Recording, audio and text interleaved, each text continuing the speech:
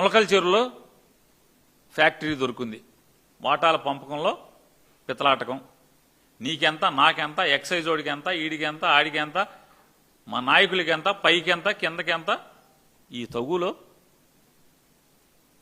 ఆఫీసర్లకు కూడా మనకు సరిగ్గా ముడతలేదు. వీళ్ళదేమో తయారీ ఎక్కువగా ఉంది, అమ్మకాలు విపరీతంగా ఉన్నాయి, మనకు మాత్రం చేతిలో రాస్తున్నారు మామూలుగా నాక్కోమని చెప్పని కడుపు రగిలినట్టుంది. పట్టుకున్నారు.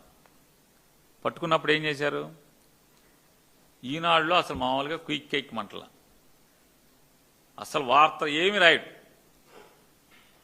జ్యోతి అతను రాస్తాడు. ఏమని రాస్తాడు,